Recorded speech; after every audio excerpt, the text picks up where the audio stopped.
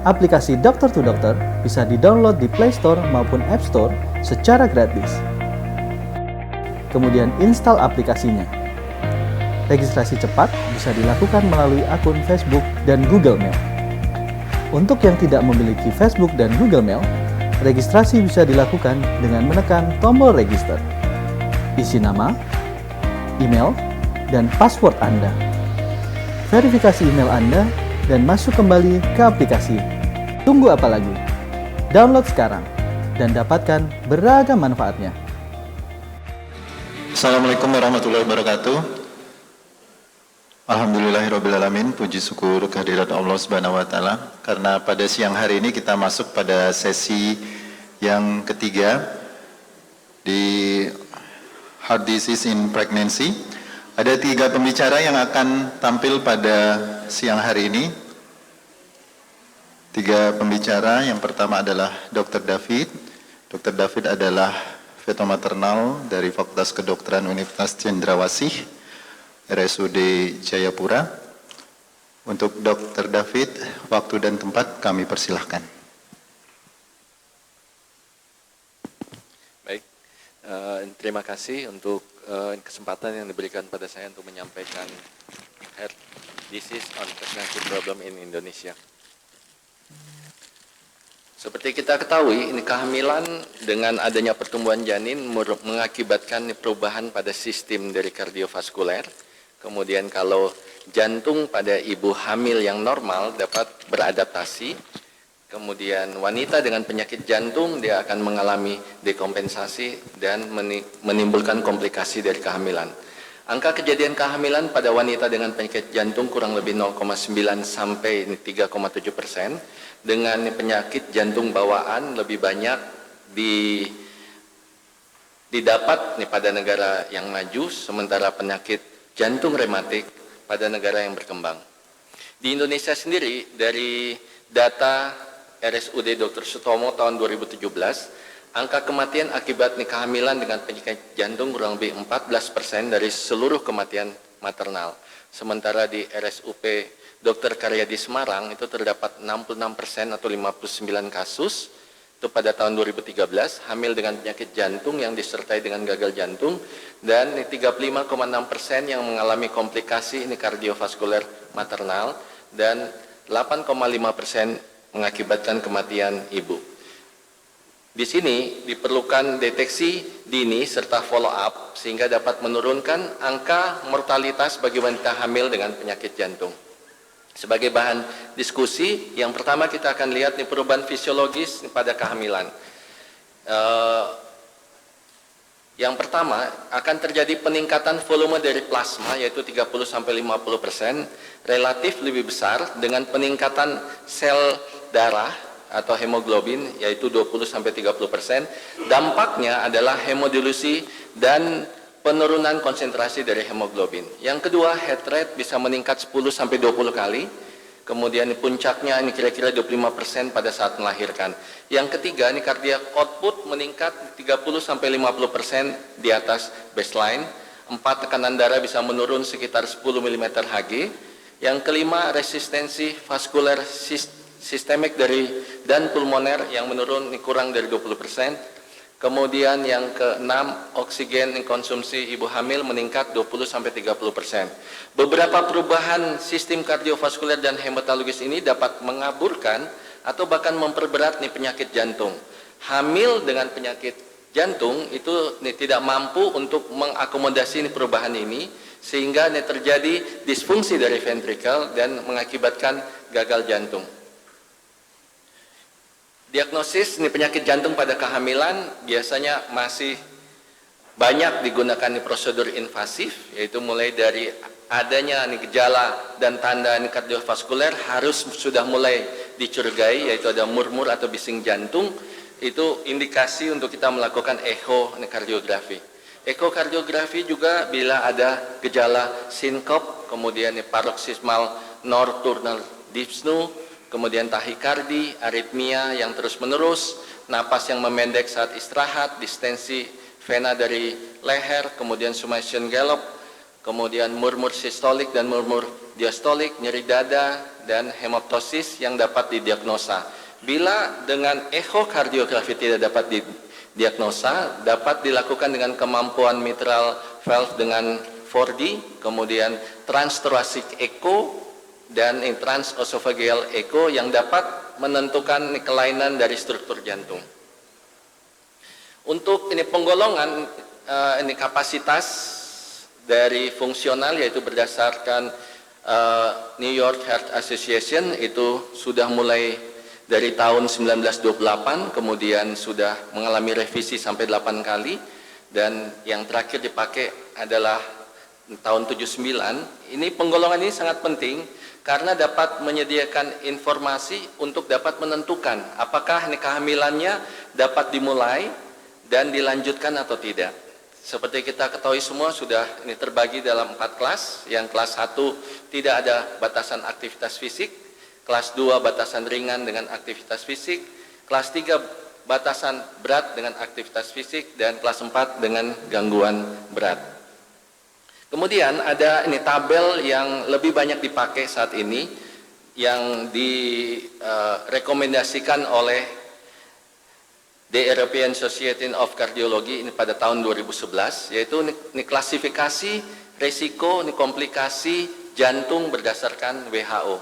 Ini klasifikasi WHO ini dibuat oleh berdasarkan opini ini para ahli dan mewakili ini kondisi anatomi dan fisiologi. Ini kategori 1 itu tidak ada peningkatan resiko dari kematian ibu atau minimal resiko dari morbiditas ibu dengan kondisi seperti stenosis pulmonal, prolaps katup mitral, paten ductus arteriosus yang ringan atau tanpa komplikasi, kemudian lesi pada jantung yang sudah dikoreksi, kemudian atrial atau ventricle ectopic beats. Yang kedua, minimal peningkatan risiko kematian ibu atau peningkatan risiko moderat morbiditas ibu. Ini kondisi yang dialami oleh ibu yaitu ini defek septum atrium atau ventricle yang belum dioperasi, kemudian ini tetralogi falot yang sudah dioperasi, kemudian ini kebanyakan dari ini kategori WH2 ini yaitu gangguan irama jantung. Kemudian yang ini kategori 2 dan 3 yaitu tergantung pada individu.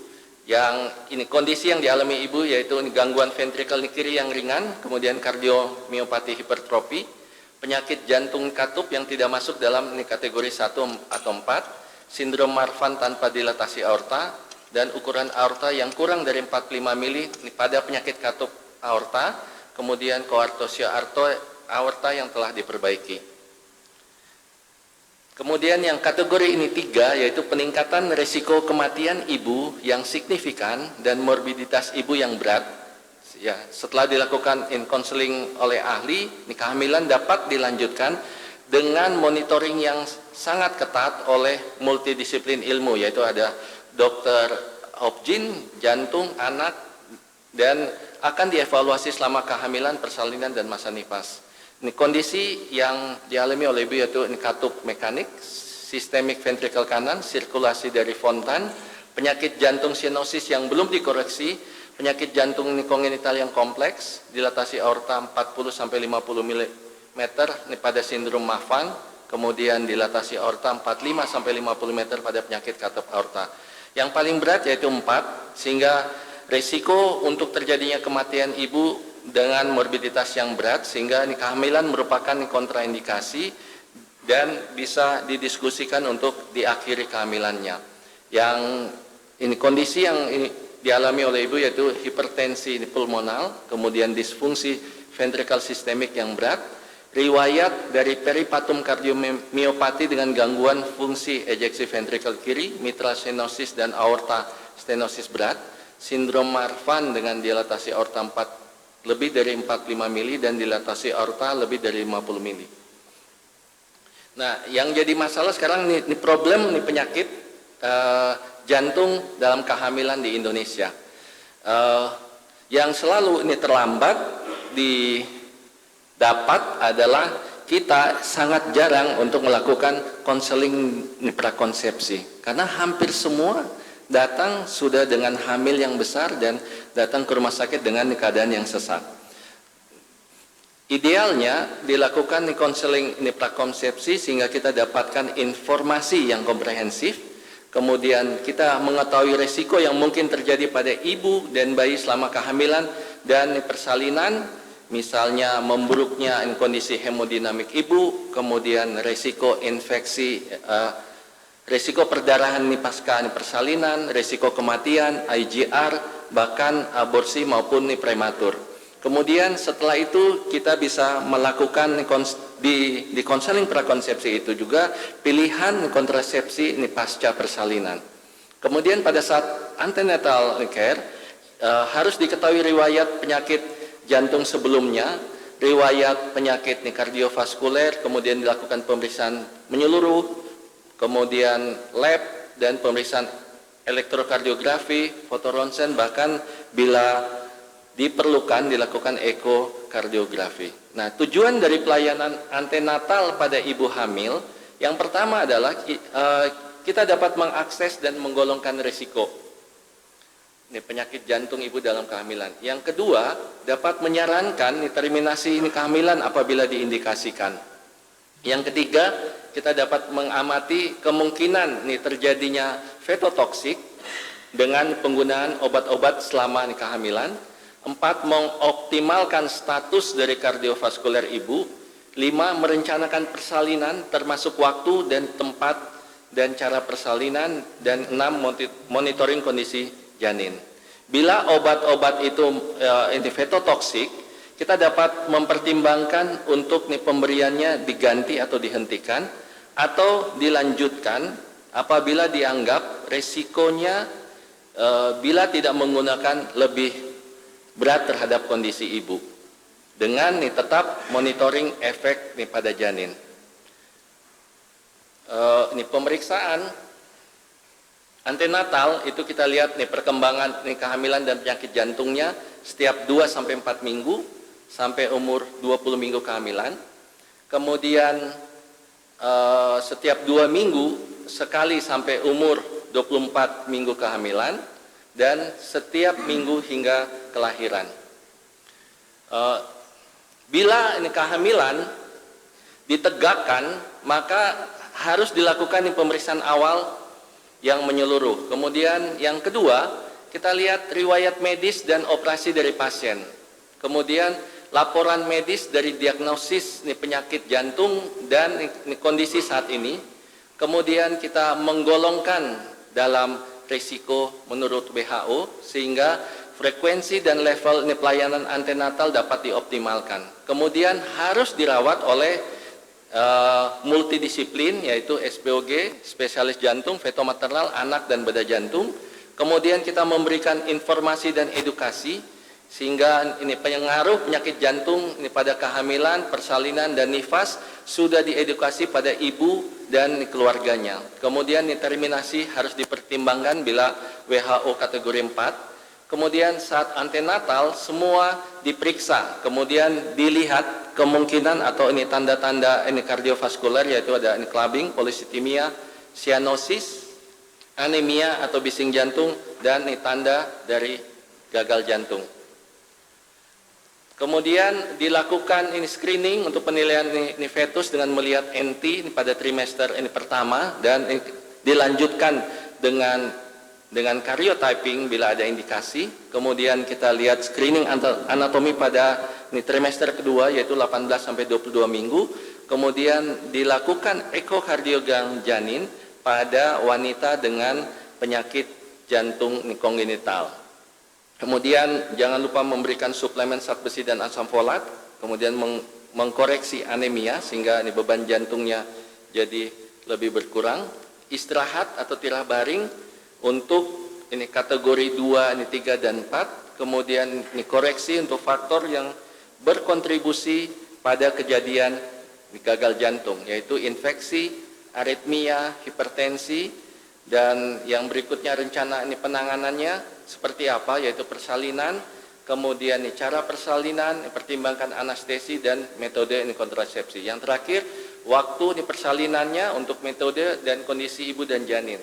Nah, untuk masalah yang di Indonesia yang paling banyak datang atau yang membuat masalah karena ini kunjungan antenatal yang kurang memadai. Kemudian keterlambatan dalam deteksi ini kelainan jantung, karena hampir semua datang sudah saat yang terlambat. Di rumah sakit kami hanya 1 tahun, itu tahun lalu pun hanya 1 kasus datang dan memang meninggal juga karena datang sudah dengan kondisi yang berat. Kemudian ini kesadaran masyarakat juga yang masih sangat rendah ini tentang ini kesehatan ibu hamil, kemudian ini pemberdayaan perempuan yang tidak baik, dan latar ini pendidikan yang rendah, serta ini kondisi sosial ekonomi keluarga itu yang secara tidak langsung diduga ikut berperan dalam meningkatkan kematian ibu hamil dengan penyakit jantung di Indonesia. Selanjutnya untuk ini kontrasepsi harus mencakup nih keseluruhan informasi tentang metode kontrasepsi, kemudian ini preparat hormonal biasanya dihindari karena dapat menimbulkan risiko tromboemboli. Disarankan ini preparat ini progestin yang parenteral masih dianjurkan. Sebagai ini kesimpulan, ini pada wanita dengan penyakit jantung, ini perubahan fisiologi meningkatkan beban jantung dan dapat mengakibatkan komplikasi ibu dan perinatal selama kehamilan dan persalinan. Risiko kematian meningkat bila ini kunjungan antenatal yang kurang memadai, kemudian keterlambatan deteksi kelainan jantung dan kesadaran masyarakat yang rendah, kemudian deteksi penyakit jantung sejak sebelum hamil melalui konseling dari prakonsepsi, pelayanan antenatal yang baik oleh tim multidisiplin diharapkan dapat menurunkan morbiditas dan mortalitas yang ditimbulkan. Kemudian penggolongan risiko dibutuhkan untuk memastikan seorang wanita mendapatkan pelayanan antenatal yang sesuai dengan risiko kehamilannya. Kemudian yang terakhir ini komunikasi, edukasi dan informasi untuk ibu hamil dengan penyakit jantung merupakan hal yang sangat penting untuk pencegahan kematian ibu dan janin. Terima kasih. Baik, terima kasih Dr. David.